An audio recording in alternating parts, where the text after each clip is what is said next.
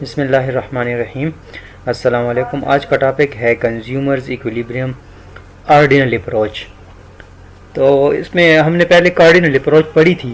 Consumer equilibrium का मैंने आपको पहले ही बताया था। इक्विलिब्रियम का मतलब है तवाज़ुन, वो हालत जिस पर कंज्यूमर बैलेंस हो। बैलेंस का मतलब ये है कि उसकी सेटिस्फेक्शन मैक्सिमम हो। तो ऑर्डिनल अप्रोच और कार्डिनल अप्रोच में क्या फ़र्क है? कार्डिनल अप्रोच मैंने आपको बताया थी क्लासिकल अप्रोच है, सी फॉर कार्डिनल और सी फॉर क्लासिकल। तो इस तरह आप याद रखेंगे तो आपसे नहीं भूलेगा। कार्डिनल अप्रोच जो है वो क्लासिकल अप्रोच है, पुरानी अप्रोच है। ऑर्डिनल अप्रोच जो है वो नई अप्रोच है, वो मॉडर्न अप्रोच है।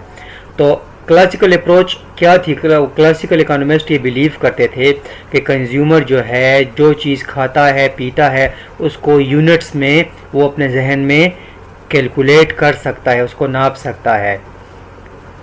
ऑर्डिनल अप्रोच जो है वो ऑर्डिनल इकोनॉमिस्ट जो हैं वो ये बिलीव करते हैं कि कंज्यूमर के पास कोई यूटिलिटी मीटर नहीं है, वो यूनिट्स को कैलकुलेट नहीं कर सकता, बल्कि वो रैंक कर सकता है। वो एक बंडल को दूसरे बंडल के ऊपर, एक यूनिट को दूसरे यूनिट के ऊपर प्रेफरेंस दे सकता है। ये लेस प्रेफर्ड है, ये मोर प्रेफर्ड है। जैसे एक बंदा क्या करता है, एक मैंगो खाता है, ठीक है, फिर दूसरा मैंगो खाता है, तो वो प्रेफरेंस कर सकता है कि पहले मैंगो से मुझे ज़्यादा सेटिस्फेक्शन मिली, दूसरे से उससे कम मिली। ऑर्डिनल अप्रोच वाले ये कहते हैं। कार्डिनल अप्रोच वाले ये कहते हैं कि वो जब पहला मैंगो खाता है कंज्यूमर, तो वो कहता है कि मुझे इस मैंगो से 20 यूनिट्स यूटिलिटी मिली है, दूसरे मैंगो से मुझे 13 यूनिट्स यूटिलिटी वगैरह वगैरह मिली है। तो ये इनकी अपनी अपनी थियरीज़ हैं। तो आज हमारा टॉपिक ऑर्डिनल अप्रोच के ऊपर है। अब दोबारा देखें, इन डिफरेंस कर्व से जो नीचे बंडल्स हैं एफ या सी, तो वो जो है वो अगर रेशनल नहीं होगा तो वो एफ या सी ले सकता है। अगर उसको पता नहीं है कि एफ और सी मुझे कम सेटिस्फेक्शन दे रहे हैं ए, ई और डी के मुकाबले में, तो वो ये ले सकता है। लेकिन हमने ये सपोज किया कि वो रेशनल होगा। ट्रांजिटिविटी का मतलब ये है कि ए बंडल अगर बी बंडल से बेस्ट है, बी सी से बेस्ट है, तो ज़रूरी बात है कि ए जो है वो सी से बेस्ट होगा।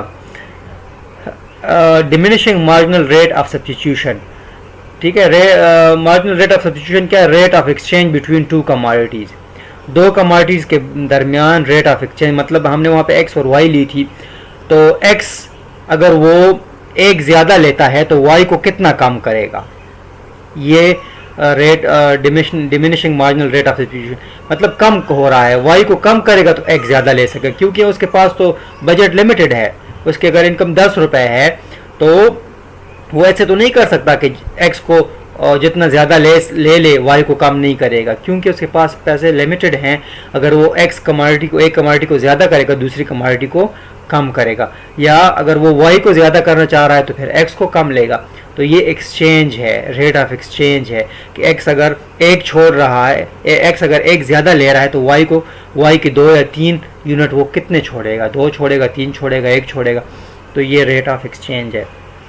नॉन सेटाइटी का मतलब यह है consumer does not reach the point of saturation. Consumer जो है वो सैचुरेशन पॉइंट को नहीं पहुंचेगा। सैचुरेशन पॉइंट ये है कि उसकी सेटिस्फेक्शन मैक्सिमम हो गई। वो अगर एक बंदा है, उसको प्यास लगी है, तो वो 1 गिलास पानी पीता है, 2 गिलास पानी पीता है, तो वो तीसरा चौथा गिलास नहीं पिएगा, क्योंकि उसकी प्यास बुझ गई है। इसको कहते हैं पॉइंट ऑफ सैचुरेशन। उसकी प्यास बुझ गई। तो ऐसा ना हो कि उसकी प्यास, उसकी जो ज़रूरत है वो पूरी हो जाए, तो वो फिर क्या करेगा? वो मज़ीद परचेजिंग नहीं करेगा। तो ये हमने यहाँ पे एजम्पशन कर लिया कि वो सैचुरेशन पॉइंट तक नहीं पहुँचेगा, वो बंडल्स लेता जाएगा, कम्बिनेशन लेता जाएगा।